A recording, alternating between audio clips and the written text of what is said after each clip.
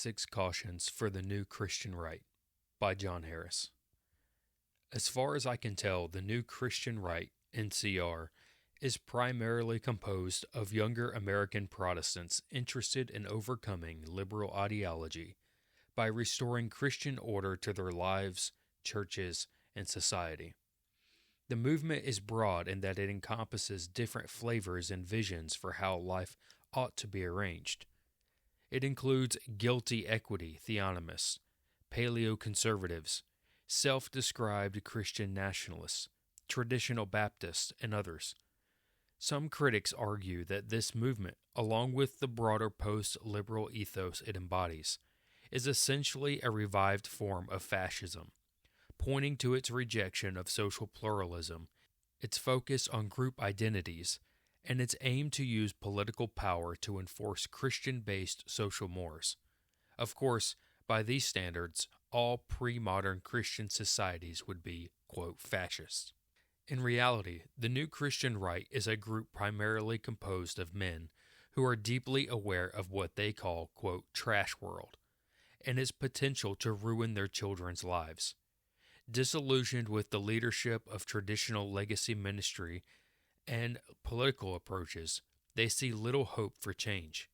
As a result, they have turned to the past, seeking pre-liberal and sometimes pre-modern Christian approaches to how life and society should be organized. I consider myself to be part of this general movement insofar as I have found my own political footing and spiritual grounding in the writings of saints who died years ago, such as political theorists like Edmund Burke and spiritual fathers like Augustine. Once someone marinates in these older writings, it is easier to see the comprised liberalism present in modern Christian literature. It is important to express my overall positivity toward this movement before I share my concerns. Not all my concerns have materialized, and those that have emerged have done so in a way that are to be expected from any movement led by imperfect individuals.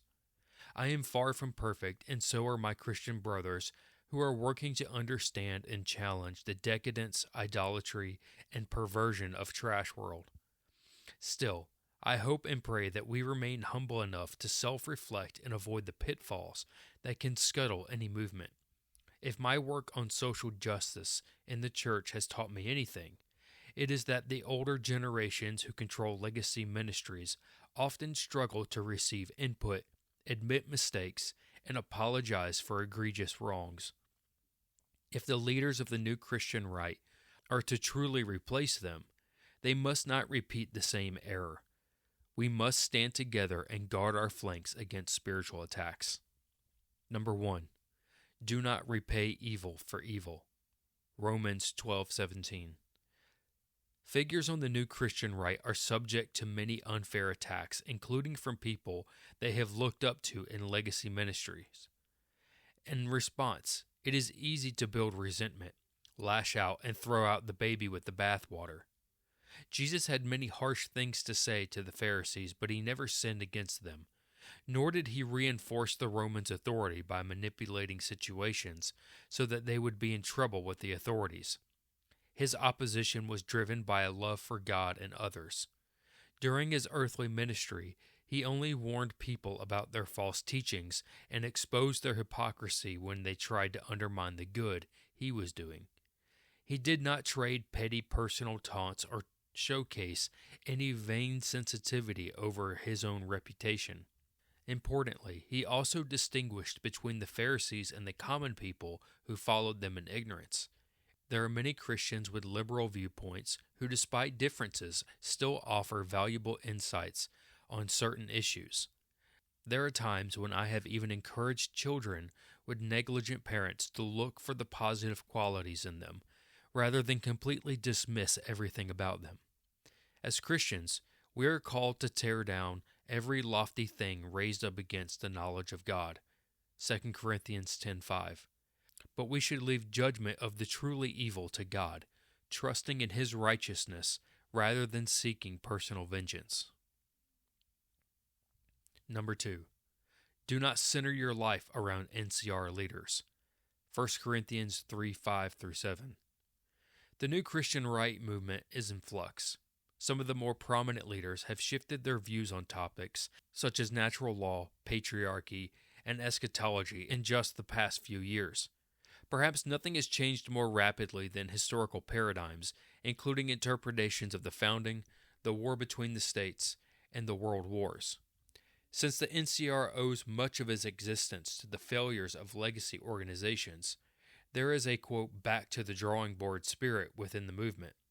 It is invigorating to learn new things and correct past misconceptions.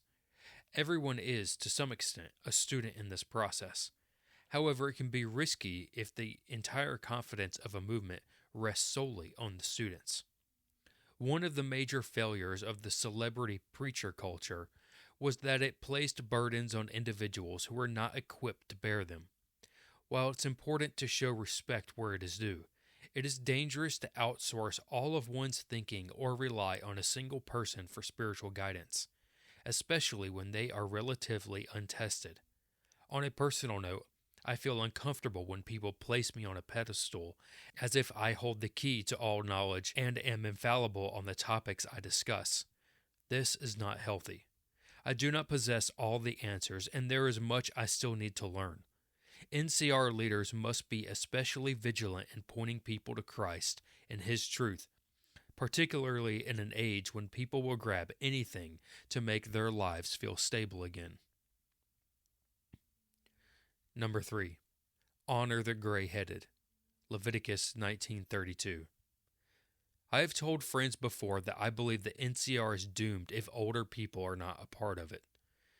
Their wisdom, experience, and leadership is necessary for its maturity, stability, and success.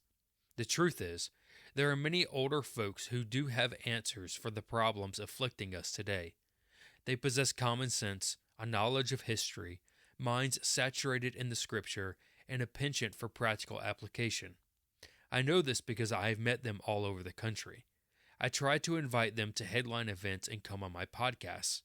They are not always the new shiny object, but most of them were either not interested in leading legacy institutions or were blacklisted from doing so in the past. But they are leaders nonetheless, even in smaller capacities like pastoring small-town churches and engaging in local politics. It is good for younger NCR figures with large platforms to locate these faithful men and promote them where they can. Number 4. Beware of ideology. 1 Timothy 6:20. Ideology is particularly appealing to those who feel rootless. It takes something transient or contingent, such as a pleasurable experience or an abstract ideal like equality, and frames it as the key to understanding the entire universe. In doing so, it reduces the complexity of life into a rigid system that attempts to explain all human action. In Christianity and social justice, religions and conflict, I argue that social justice is inherently ideological. However, it is not the only such ideology. When Christians discuss cage-stage Calvinists, they are essentially talking about an ideological impulse. For the cage-stage Calvinists, everything, every conversation, every issue, every scripture, somehow relates to the doctrine of predestination. It becomes the sole issue worth addressing. I have observed similar behavior, especially online, regarding topics like Jewish influence, racism, eschatological views, and feminism. These ideologies are often treated as catch-all explanation for society's ills. Many young people have been somewhat deracinated. Without the stability that comes from rooted faith, a stable family, a defined locality, civic rituals, and the collective memory associated with these, it is easy to fall into the trap of simplistic, one-dimensional explanations for the problems we face. While feminism, for example, certainly plays a role in the decline of traditional gender roles, it cannot fully account for issues like outsourcing or inflation, which have multiple contributing factors. The allure of ideology also appears to our sense of pride. People can become instant experts on complex subjects by continually blaming the same villains and promoting the same simplistic solutions. This does not mean that certain issues are without cause or consequence, but even in these cases, they do not hold the key to understanding everything. It is crucial for leaders within the new Christian right to set an example of humility. They should avoid quickly latching on to new theories, refrain from dismissing conventional explanations merely because they are conventional, and resist adopting beliefs simply because they challenge the liberal establishment. Many things offend the liberal establishment not because they are true, but because they are competing ideologies.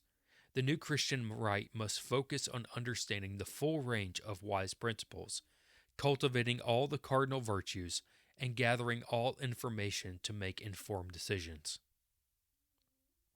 Number 5. Let Scripture guide you. Psalm 119, 105. There is a lot of enthusiasm for natural law within the new Christian right, even among self-described theonomists. This provides a bridge to work with people of other faiths on important issues. Not every leader in the movement is a pastor, and not every resource will have Bible verses all throughout it. But there still should be an emphasis on Scripture. One reason is that Scripture is true and speaks to a broad range of topics that inform NCR thinking. I will often try to let my Christian audience know where to look in the Bible for even conclusions that are drawn from necessary and proper consequence or natural principles the Bible simply assumes and does not need to argue for. There is also a spiritual advantage to using the very words of God to communicate the truth. Number 6. Avoid ecumenism. 2 Corinthians 6:14 through 17. It is commendable that Protestant Christians are first and foremost drawing from their own rich tradition, while learning from other sources, such as classical literature and Catholic thinkers. In political battles, it is beneficial to have many allies as possible to combat shared threats. However, a problem arises when the impression is given that those outside Orthodox teaching are spiritually sound. For example, while Mormons may oppose abortion and uphold many Christian-derived moral values, they hold to a different understanding of Jesus and the gospel, which according to Scripture cannot save. Some members of Roman Catholic and Eastern Orthodox churches who have important things to say about social problems also hold to understandings of justification and sanctification that is out of step with Protestant theology. As social threats push together members of various religious groups that uphold traditional moral values, we can expect to see more mingling across denominational and religious lines. While Mormonism may not pose the same immediate threat as liberalism, it still presents challenges to Christian teaching. Addressing this issue should not be difficult, but in a liberal age where religious disagreement is often seen as impolite, even leaders of the NCR can feel the pressure. The new Christian right can invite diverse speakers, participants, and strategists to their events and discussions, but it is crucial that they do not give the impression that agreement on one issue equates to agreement on all issues. As wisdom dictates, there are times when it is important to clearly articulate the differences on fundamental matters, so that those with less spiritual discernment do not come away with the wrong impression or adopt dangerous ideas themselves. Conclusion. This is not an exhaustive list of potential pitfalls, but they are the main ones I can see crippling the movement should they ever take root. Ultimately, God is in control of what happens in both America and His church.